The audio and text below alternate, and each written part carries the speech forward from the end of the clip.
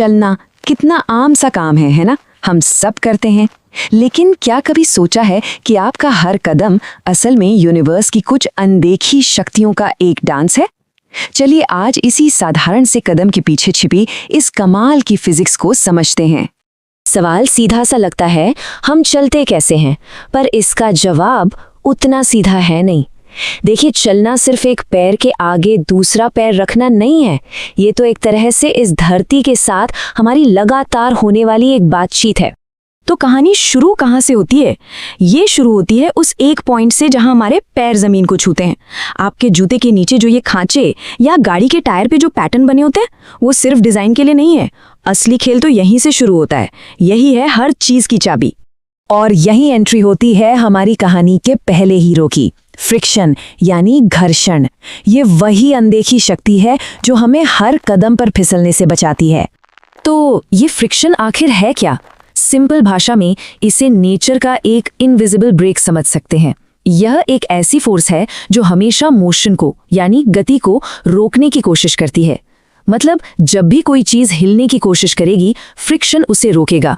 और पता है सबसे हैरान करने वाली बात क्या है?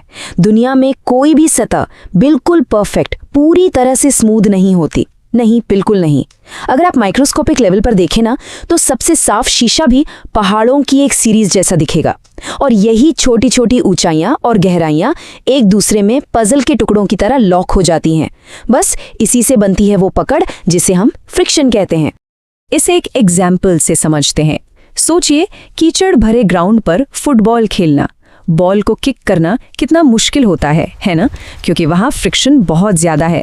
वहीं दूसरी तरफ एक बॉलिंग लेन कितनी स्मूथ होती है, वहां बॉल आराम से फिसलती चली जाती है। मतलब फ्रिक्शन बहुत कम है। तो अब समझ में आया कि बर्फ पर चलना इतना खतरनाक क्यों होता है। बर्फ की सतह इतनी ज्यादा ही चिकनी होती है कि आपके जूतों को पकड़ने के लिए कोई जगह ही नहीं मिलती। और बिना उस पकड़ के, बिना उस फ्रिक्शन के क्या होता है? हमारे पैर बस फिसल जाते हैं। लेकिन रुकिए, कहानी अभी बाकी है। फ्रिक्शन का काम तो हमें फिसलने से बचाना है, लेकिन हमें आगे कौन बढ़ाता है? चलिए अब मिलते हैं उस फोर्स से जो असल में हमें आगे पुश करती है। ये यूनिवर्स के सबसे फंडामेंटल नियमों में से एक है जो सर आइजैक न्यूटन ने दिया था। और आपको जानकर हैरानी होगी कि हमारे चलने का पूरा राज इन्हीं कुछ शब्दों में छिपा है। जरा इसके बारे में सोचिए। जब भी आप एक कदम आगे बढ़ाते हैं तो असल में आप अपने पैर से पूरी धरती को पीछे की तरफ धक्का दे रहे होते हैं। हाँ, और न्यूटन का नियम कहता है कि धरती भी इसका जवाब देती है। वो भी आपको ठीक उतने ही जोर से आगे की तरफ धक्का देती है। और यही है पूरी कहानी का सबसे बड़ा ट्विस्ट। आपको आपकी अपनी ताकत आगे नहीं बढ़ा रही, बल्कि जमीन का रिएक्शन फोर्स आपको आगे बढ़ा रहा है। वो धक्का जो धरती आपको बदले में दे रही है। सोचकर देखिए, आपको ये प्लैनेट चला रहा है। ठीक है, तो अब हमारे पास दो फोर्सेस हैं। एक है फ्रिक्शन जो पकड़ देता है, और दूसरा है जमीन का रिएक्शन फोर्स जो हमें धकेलता है। पर ये दोनों एक साथ काम कैसे करते हैं? सवाल यह है कि इनमें से ज्यादा जरूरी कौन है? तो इनमें से कौन है असली हीरो? पकड़ देने वाला फ्रिक्शन या धक्का देने वाली जमीन, या कुछ और ही चल रहा है यहाँ? और जवाब बड़ा सिंपल सा है, ये दोनों हैं। यहाँ कोई कंपटीशन नहीं चल रहा, ये एक टीम है। फ्रिक्शन और रिएक्शन फोर्स समझ लीजिए दो परफेक्ट डांस पार्टनर्स हैं। एक के बिना दूसरा अधूरा है। देखिए ये टीम काम कैसे करती है। पहले आपका पैर जमीन को पीछे धकेलता है, तब स्टैटिक फ्रिक्शन एक एंकर की तरह काम करता है।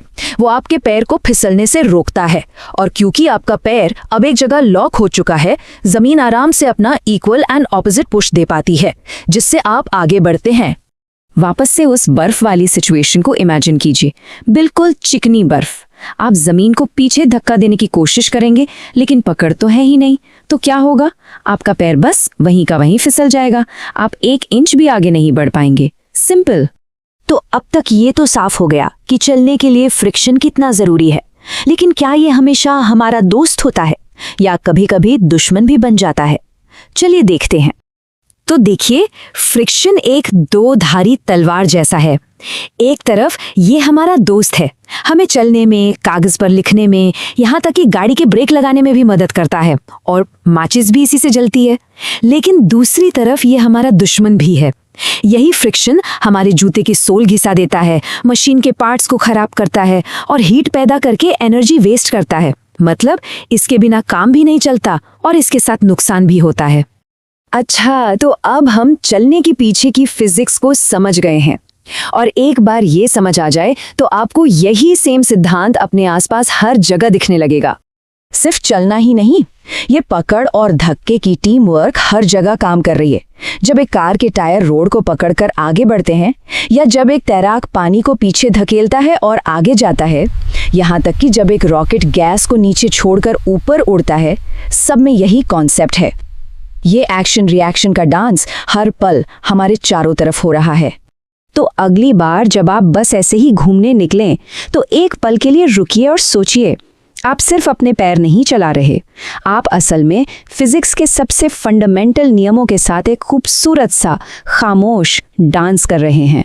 इससे एक सवाल पैदा होता है ना, हमारी रोजमर्रा की जिंदगी में और ऐसी कौन सी सिंपल चीजें हैं जिनके पीछे फिजिक्स की एक पूरी अनदेखी दुनिया छिपी हुई है? सोचिएगा जरूर, क्योंकि साइंस हर जगह है, बस हमें उसे देखने वाली नजर चाहिए।